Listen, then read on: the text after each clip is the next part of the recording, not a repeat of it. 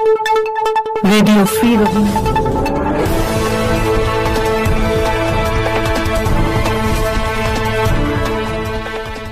রোহিঙ্গা সাধারণ গোষ্ঠীর বিরুদ্ধে ফর্টিফাই রাইটসের অভিযোগ সম্পূর্ণ ভিত্তিহীন, প্রতিবেদন বাস্তবতা থেকে বহু দূরে।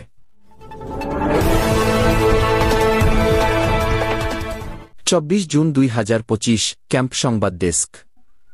সম্প্রতি ফর্টিফাই রাইটস নামক একটি তথাকথিত মানবাধিকার সংস্থা রোহিঙ্গা সাধারণ গোষ্ঠীগুলোর বিরুদ্ধে বাংলাদেশে অবস্থিত শরণার্থী ক্যাম্পে সহিংসতার অভিযোগ তুলেছে, যা সম্পূর্ণ মিথ্যা এবং বাস্তবতার সঙ্গে কোনো মিল নেই। বাংলাদেশ সরকার ইতিমধ্যেই আইনশৃঙ্খলা বাহিনীর সহযোগিতায় ক্যাম্পগুলোতে সক্রিয় সব ধরনের সশস্ত্র গ্রুপের কার্যক্রম কঠোরভাবে দমন করেছে। বর্তমান পরিস্থিতিতে কোনো সাধারণ রোহিঙ্গা গোষ্ঠীর পক্ষে সহিংসতা চালানো একেবারেই অসম্ভব, কারণ সরকারের নিরাপত্তা বাহিনী 2-4 ঘণ্টা ক্যাম্পে নজরদারি করছে। রোহিঙ্গা যে সাধারণ জনগোষ্ঠী, তারা বর্তমানে ক্যাম্পে নয়,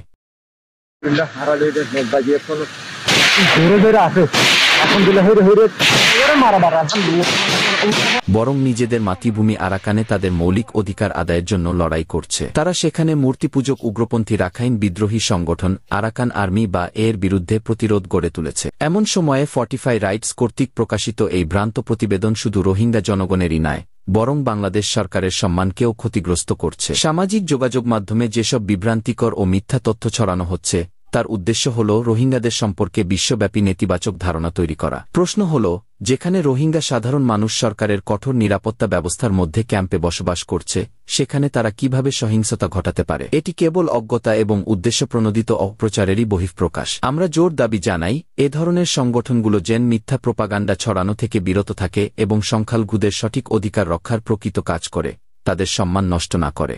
এটি রিপোর্ট RFRA বাংলাদেশের রোহিঙ্গা শরণার্থী ক্যাম্পের পক্ষ থেকে গি।